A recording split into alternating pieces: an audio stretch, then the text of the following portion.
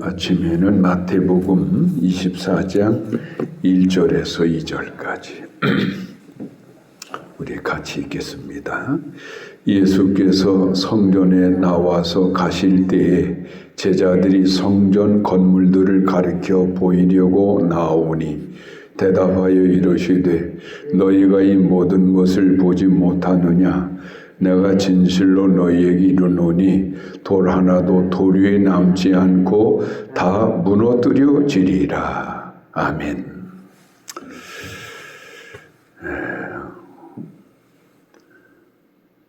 우리가 그 아브라함을 알고 야곱을 알고 이삭을 알죠. 그러면 그 당시 족장 시대 또 혹은 아담의 시대에 그들은 어떻게 하나님을 어느 곳에서 예배를 드렸을까? 그 시대에는 예배당이라고 하는 거, 성전이라고 하는 것이 없었어요. 그저 그들이 어느 곳이든 앉아서 하나님을 찬양하고 하나님께 기도하면 그것이 곧 성전이 되었어요. 그러니까 아브라함 시대에도 성전이라고 하는 게 없었고 야곱 시대는 물론이고 아담 시대에는 더더구나 그런 게 없었죠. 그런데 왜 하나님께서 이스라엘 백성을 애굽에서 가나안 땅으로 이전을 시킬 때 그들에게 비로소 성막이라고 하는 걸 만들게 했죠. 그래서 성막을 중심으로 항상 이동하게끔. 그래서 언제나 그들이 옮길 때마다 맨 앞에 성막을 어깨에 맨 제사장들이 앞장서고 그 성막이 움직일 때마다 움직이고 멈추면 멈추는 그런 일을 하게 하심으로써 그 당시로부터 이스라엘 백성들은 성막 중심의 인생을 살아가도록 그렇게 하셨던 것이죠. 왜 하나님께서 그렇게 하셨을까? 아담이나 아브라함이나 모든 그 시대 속에서는 하나님은 성전이라고 하는 거, 성막이라고 하는 거 아무 요구 없으셨던 것이죠. 왜? 하나님은 어디나 계시니까. 오늘 우리가 앉아있는 이 자리에만 하나님 계시는 게 아니에요. 저 밖에 들녘에 우리가 앉아서 하나님께 울부짖으며 기도하면 하나님 우리 기도를 다 들어주세요.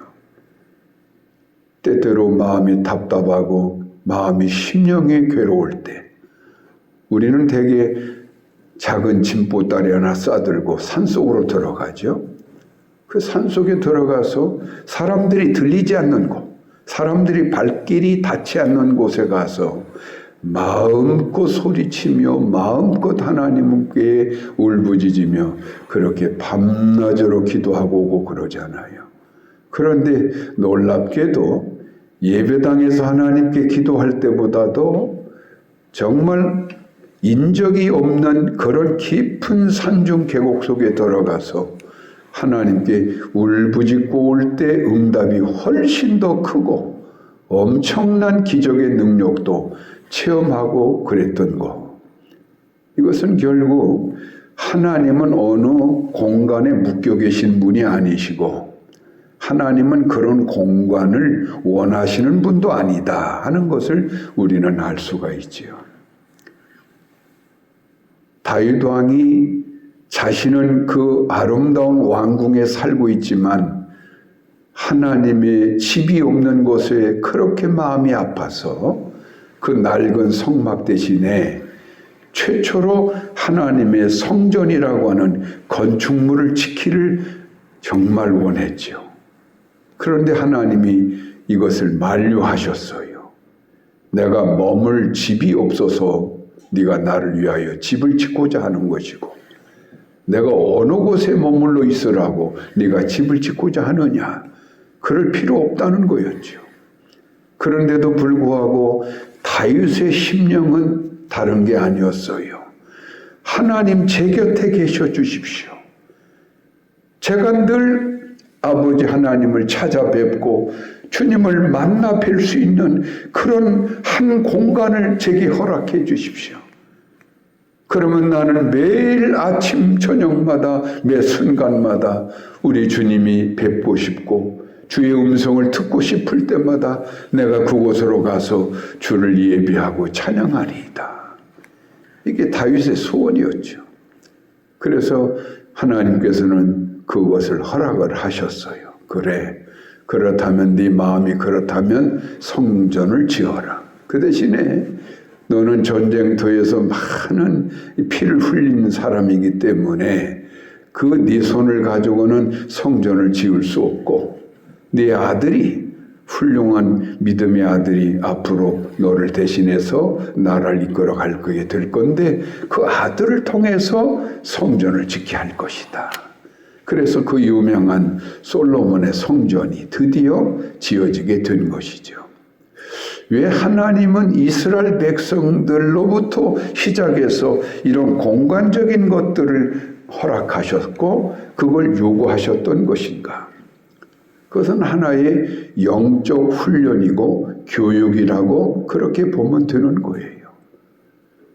애굽 땅에서 이스라엘 백성이 460년 동안이나 머무는 동안에 그들이 보고 배운 게 뭔가 하면 우상을 숭배하는 방식만 보고 배웠어요. 그러면 우상을 숭배하는 사람들은 반드시 뭘 만드는가 하면 우상의 형태를 만들고 또 그 우상을 모시는 신전을 반드시 지었어요. 그러니까 우상 숭배하면 우상이 들어가 있는 신전이 있기 마련이에요. 그러니까 이스라엘 백성들은 그 오랜 세월 동안 그 애굽에서 그 우상이 머무는 신전 이런 개념 속에 그들이 익숙되어 있기 때문에 이 사람들을 어떻게 하나님의 존재를 깨닫게 하고 하나님을 예배하고 섬길 수 있겠는가? 광야에서 그렇게 개별적으로 하라고 하면 아무것도 못하겠죠. 그래서 성막을 만들게 하셨고 그래서 그 성막을 하나님이 거하시는 곳이라 이렇게 명명해 주셨던 거죠. 그래서 성막 안에 그 지성소를 구분해 가지고 거기에 하나님의 언약궤가 있게 하고 그 언약궤를 통해서 하나님이 임재하시는 곳으로 그렇게 했던 것이 하나의 성전의 시작이 되었던 것이죠. 그러나 하나님은 더 이상 어떤 인간에게도 성전이라고 하는 이 공간의 문제에 대해서 요구한 적이 없어요. 중요한 것은 사람들이 얼마나 하나님을 진실로 사랑하고 사모하느냐가 이게 중요한 거예요. 다윗과 같이 그렇게 정말 하나님께 엎드려 기도할 수 있는 공간, 하나님을 정말 마음껏 찬양할 수 있는 그 공간을 사람들이 원한다면 그것이 하나의 성전이 되어지게 하셨던 거예요. 그러니까 만에 하나 사람들의 마음속에 하나님을 진정 사모함도 없고 기도하고 싶은 마음도 없고 하나님을 뵙고 싶은 마음도 없는 사람들이 건물만 덩그라니 어마어마한 돈을 들여서 지어나와 봤자 그래서 그런 가식적이고 형식적인 그런 모습을 가지고 그 성전이라고 하는 그 틀 안에 들어와 있는 사람들이라면 하나님은 결단코 그들 가운데 함께 하질 않으시지요. 그런데 지금 예수님 그 시대에 헤로드 왕이 40년에 걸쳐 가지고 유대인들의 비유를 맞추기 위해서 어마어마한 공사를 해가지고 엄청난 성전을 지었어요. 그러니까 사람들이 자랑스럽게 그 성전을 막 구경으로 다닌 거예요. 예수님의 제자들도 예수님을 이끌고 그 성전을 구경해 보자고 막 그 성전으로 데려가는 거예요. 그런데 예수님께서는 그 성전을 제자들에게 보여주면서 말씀합니다. 너희는 이 모든 걸 보지 못하느냐? 저렇게 휘황찬란하게 어마어마한 백성들의 피와 땀을 뽑아가지고 이렇게 지어져 있는 저 건물이 저게 과연 하나님을 위한 것이더냐, 인간을 위한 것이더냐, 저 화려함이 누굴 위한 것이더냐. 그러면서 예수님 말씀합니다. 머지않아서 하나님의 심판이 임할 때에 이 성전부터 무너질 것인데, 이렇게 완벽하게 견고하게 지어져 있는 성전이 돌 위에 돌 하나 남지 않고 다 무너질 것이다. 이렇게 예고를 하고 계신 것이죠.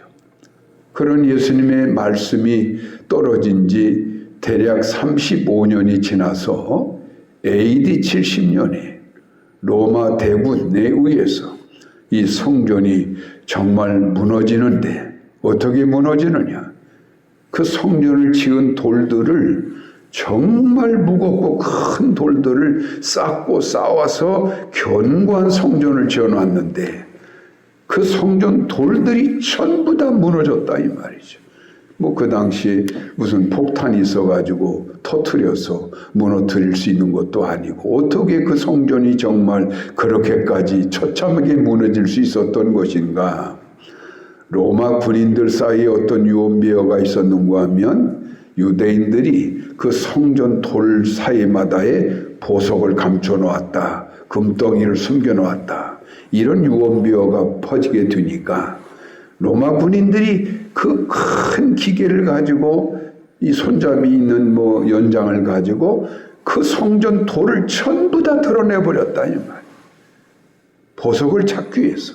그러다 보니까 결과적으로 그 성전이 돌 위에 돌 하나 남지 않고 완벽하게 무너지는, 이런 정말 예수님의 말씀이 그대로 이루어지고 말았다는 것이죠. 왜 예수님은 성전의 무너짐을 너무나 단호하게 말씀하셨을까? 하나님의 집이라고 하는데, 하나님이 임재하는 거룩한 건물이라고 하는데, 왜 하나님은 그 성전 보기를 못보기를 하듯이 보기를 하셨던 것인가?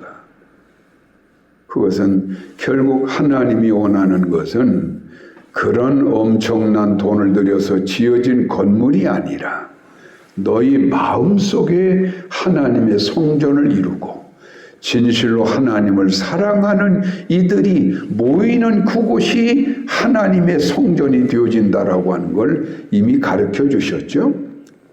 예수님 뭐라고 늘 하셨어요? 너희가 두세 사람만이라도 모이는 그곳에 내가 항상 너희와 함께 할 것이다. 그래서 오늘날 우리는 이 교회 성전이라고 하는 것을 어떻게 설명하는가 하면, 사람들의 모임이 성전인 거예요. 어떤 사람들? 하나님께 부르심을 받아 믿음으로 구원받은 성도들이 모여있는 그 모임체, 이 서클, 이게 바로 하나님의 집이요 하나님의 성전이라고 하는 것이죠. 그러니까 이런 건물은 우리가 모이기 위해서 사용되는 건물일 뿐이에요. 이 건물 자체에 하나님의 신이 붙어 있고 무슨 영이 붙어 있는 게 아니에요. 오늘 우리가 하나님의 집이고 하나님의 성전이다. 이것은 결국 뭘 의미하는가 하면, 하나님이 원하는 것은 우리 마음을 원한다 하는 이야기죠. 우리 마음을 원하는 것이다. 그러니까 내가 한두 사람만이라도 어느 곳에 서든 간에 함께 모여서 말씀을 같이 공부하고 거기서 기도하고 있다면 그게 하나님의 집이 되는 거예요. 그래서 오늘 우리가 이 아침부터 일어나서 하나님 앞에 예배하고 기도하는 거, 이게 바로 하나님이 원하는 하나님의 집의 한 형태가 되는 것이다. 그래서 이러한 작은 성전들이 연결되고 연결되어서 하나님의 집이 이루어질 수가 있는 것이다. 이렇다고 본다면 오늘 우리처럼 늘 하나님을 사모하고 말씀을 사모하고, 그렇죠? 이런 마음으로 주님 앞에 늘 아침마다 엎드려 있는 우리 모습이 가장 아름다운 하나님의 집의 모습이 되는 것이다. 오늘도 진실로 주님을 사모하고 주의 은혜를 바라보면서 오늘도 마음껏 주님께 기도하고 찬양하다가 돌아가시길 바랍니다. 바로 여러분 가운데 하나님이 함께해 주실 것입니다. 우리 찬송하시겠습니다. 325장. 예수가 함께 계시니 시험이 오나 겁없네. 기쁨의 근원 되시는 예수를 위해 삽시다. 날마다 주를 섬기며 언제나 주를 기리고 그 사랑 안에 살면서 딴 길로 가지 맙시다. 주께서 심판하실 때 잘했다 칭찬하리니 이러한 상급 받도록 예수를 위해 삽시다. 날마다 주를 섬기며 언제나 주를 기리고 그 사랑 안에 살면서 딴 길로 가지 맙시다. 아멘. 기도하겠습니다. 오늘도 저희들 깨워주시고 이렇게 주님을 사모하는 마음, 주님의 말씀을 듣길 원하는 이 은혜를 지극히 원하는 이 마음을 가진 자녀들이 오늘도 이 추운 날씨 속에서도 주님 앞에 나와 오늘도 무릎 꿇어 싸우니 아버지 저들을 살펴주시고 하늘 문을 여시고 하늘에 한없는 은혜와 위로와 축복과 능력으로 채워주셔서 오늘도 건강한 하루, 복된 하루, 평안의 길만을 걸어가는 천국의 백성들 되게 하여 주시옵소서. 우리 모든 교우들 흩어져 살아가는 삶의 터전 속에서 한 생명도 실족하거나 넘어짐이 없도록 안전하게 저들의 생명과 환경을 복된 길로만 오늘도 인도하여 주시옵소서. 예수님 이름으로 감사기도하옵나이다. 아멘.